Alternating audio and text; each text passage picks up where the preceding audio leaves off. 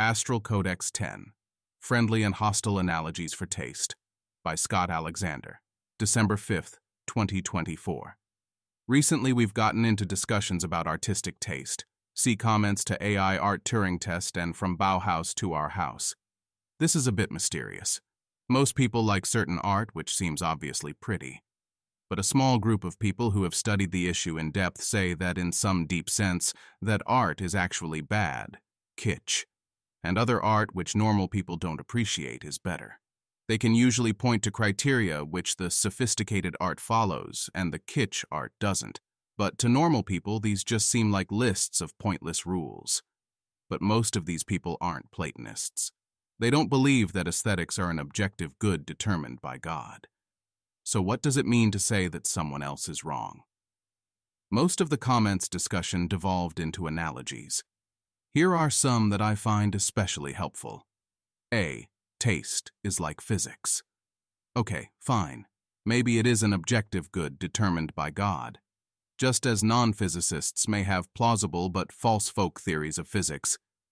Atoms are like little billiard balls, right? But real physicists know better. So rubes may have bad taste, but professional artists know what is actually tasteful. This one would be pretty mysterious.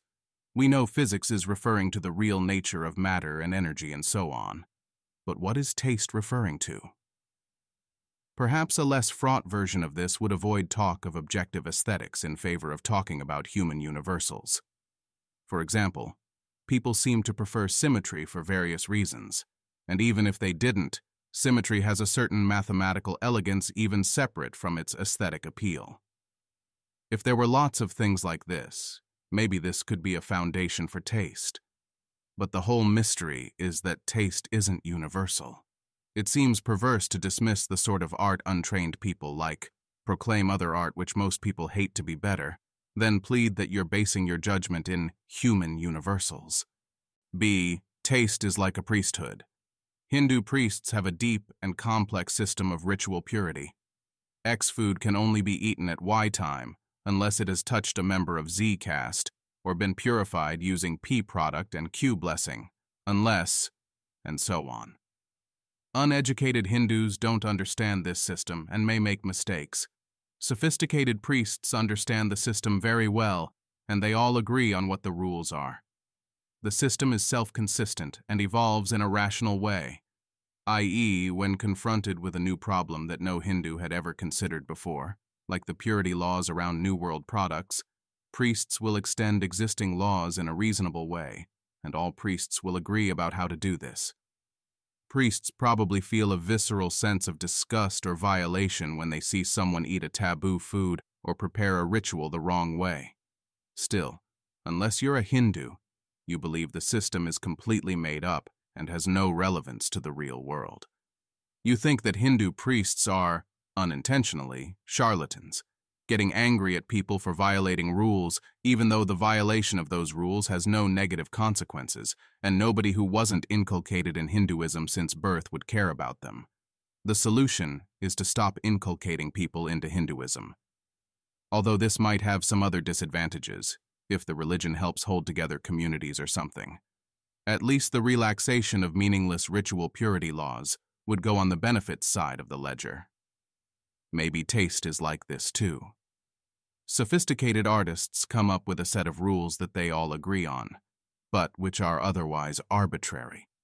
Young art students, after getting scoffed at for violating the rules enough times, internalize a deep sense of cringe if they see a rule getting violated. But all of this is pointless and could be profitably eliminated. C. Taste is like a priesthood, but with a fig leaf of semi-fake justifications. This makes the most sense to me when I think of fashion. Fashion is a set of rules like, don't wear white after Labor Day. Why shouldn't you wear white after Labor Day? Google tells me that it's because, in the old days, it was hard to keep white clothes clean in the autumn, so if you wore them anyway, it seemed like boasting that you could afford a staff of hard-working maids, and boasting is uncultured. This sort of kind of makes sense, but I find it hard to believe that people were ever really going around deeply offended at other people's implied braggadocio when they wore a white shirt in late September. It seems more like the sort of thing someone came up with as a clever rule that could sort of be justified, and then announced, to great fanfare in a fashion column. Presumably, that person was important enough that other people listened, and then afterwards anyone who saw someone wear white after Labor Day had an instinctive cringe reaction. Wow, what a faux pas. What about more basic rules, like don't wear white socks with black shoes? Google says this is because it creates a visually jarring look. I can sort of see this, but I also think that less than 1% of people who had never heard this rule, if they saw someone wearing white socks with black shoes, would think that's visually jarring, in a way that they wouldn't think with some other acceptable combination like a white shirt and black tie, which a priori should be exactly equally jarring, but which is considered classy. I certainly don't expect that this is such a natural feature of human perception that e.g. China, India, and the Aztecs all independently invented this rule, where white socks plus black shoes were bad, but white shirt plus black tie is great. I think a couple very sensitive people were jarred once, made this rule, gave a vaguely reasonable-sounding explanation, and then it actually became jarring, because people knew you weren't not supposed to do it. In fact, we know that fashion rules are like this. Derek Guy, Dye Workwear, on Twitter, often recounts his experience debating fashion in a menswear forum. A bunch of style-obsessed people go in and claim ridiculous things like, there is never any excuse for a man wearing a light blue tie. It looks passive and feminine. And then they all argue about it. Occasionally, some of people win their arguments, and then classy men who visit stylish forums stop wearing light blue ties. Is it really some truth about the universe that light blue ties are feminine? It kind of makes sense that I guess they're more pastel and feminine-y than a bright red tie. But realistically, this is just people trying to cause trouble. Or more generously, they're coming up with a secret pattern language that only other cool people understand, so they can all feel cool together. We saw this in our discussion of architecture, too.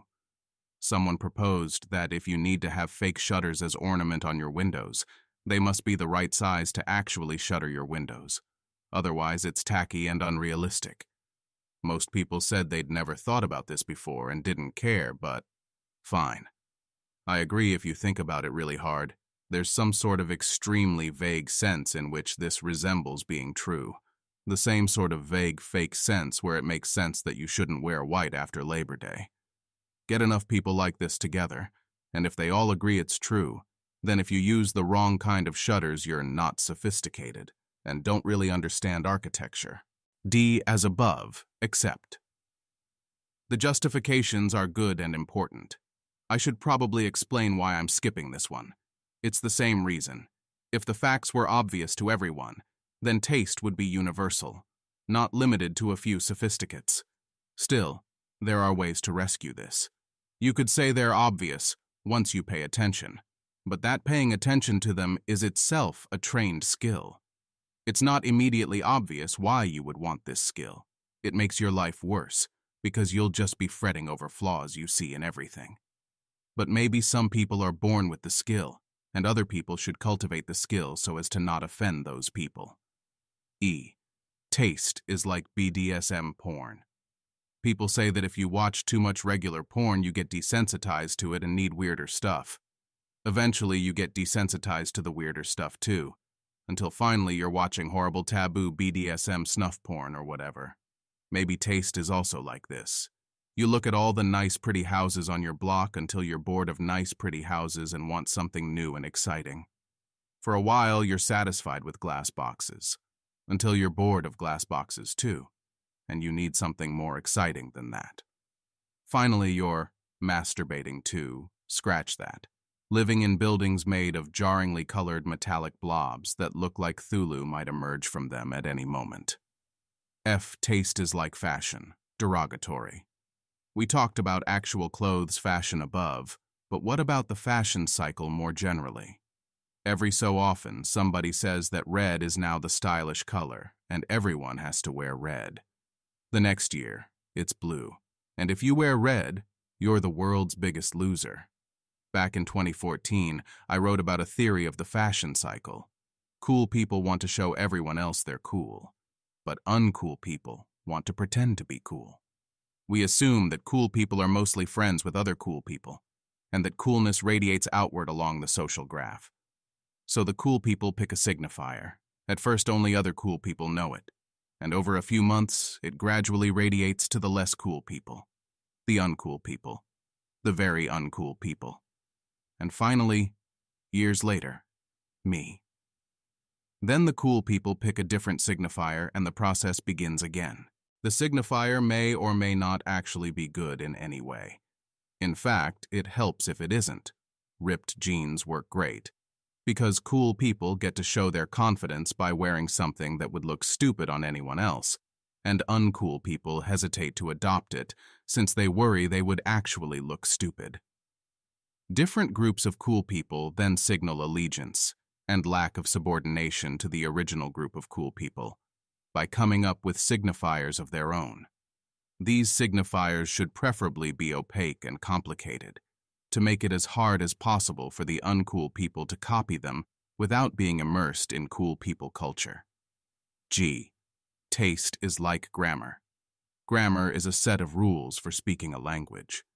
Some of these rules are sensible and necessary, but others are arbitrary or even actively anti-rational. For example, it would make more sense to say, "he goed" than "he went," but only the latter is correct. People feel on a deep level that poor grammar is wrong. Misplaced apostrophes can send pedants into a rage. But descriptivists helpfully tell us that this is mostly arbitrary, and that some minority groups have alternate grammars which are just as good and consistent as ours, even though they sound atrocious. I ain't be going. Even though in some sense grammar is about agreeing on a set of rules for easy communication, some people are more sophisticated than others and know that the majority way of speaking is wrong. My former English teacher spent her life waiting for someone to ask, "Is Mrs. So-and-so here?" so that she could answer, "I am she," and follow it with an explanation of why the natural instinct to say, "I am her," was wrong. This particular rule has a sort of rational explanation. The copula takes the nominative case. But when you get into why the copula takes the nominative case, it's hard to tell whether this is a natural fact about the definition of cases, or whether Latin-obsessed grammarians unfairly demanded that Anglophones follow the Latin usage. Other examples are more clearly inappropriate extensions from the Latin. For example, you originally couldn't split an infinitive in English because doing so was impossible in Latin, and only later did people develop a sense that this sounded wrong. So the sophisticates do have reasons behind what they do, but the reasons are arbitrary and kind of stupid. Still, if you do it the wrong way, they'll laugh at you. Most people don't want to be laughed at by sophisticated people, and we summarize this situation as, "It's bad grammar, but only grammarians are sophisticated enough to realize this." I think this is just the priesthood with semi-fake justification story again, but it helped me understand it better and get a more visceral feel. Which of these is true? In the comments, I've argued that we should mostly be suspicious of taste, for a few reasons. 1. Taste seems to constantly change. In 1930, all the sophisticated people said that Beaux-Arts architecture was very tasteful. In 1950, everyone would laugh at you if you built Beaux-Arts. Everyone with good taste was into international style. This is very suspicious. Human universals don't change that fast. Rules about what is versus isn't jarring don't change that fast. Only fashion changes that fast. 2. Even very sophisticated people seem to disagree about taste. Many architects hate each other's buildings. Many artists hate each other's paintings. And not just a little. They call them barbaric and immoral. This seems more like fashion, where preppies and goths and whoever else battle it out, as opposed to anything based on real timeless aesthetic truths. 3. When we see how the sausage gets made, it often involves politics or power struggles. For example, the principles of modern architecture were decided by socialists, arguing about whose style seemed more bourgeois. Now capitalists who normally wouldn't dream of caring what socialists thought call the winners of those fights tasteful and the losers kitsch. and claim to feel this viscerally in their bones. This suggests that taste is downstream of who wins non-taste-related fights, which suggest it's more about a Schelling point, i.e. parroting received opinion, than about having some particular virtue. 4. The few scientific experiments we have, hoaxes, blind tests, etc., are not very kind to taste as a concept. Consider Edgy the Ern Malley hoax, my article about wine appreciation, and the AI art Turing test. 5. The strongest argument for the reality of taste is the visceral feeling of violation that some people get upon seeing tasteless work, but I think the grammar analogy demonstrates that this can happen even when standards are made up. You could even make a trapped prior analogy here. Once people start feeling a minor zap of dissonance at a violation, this retroactively justifies the system and perpetuates the minor zap of dissonance. I think all of these analogies have merit, but these considerations make me most sympathetic to priesthood with semi-fake justifications.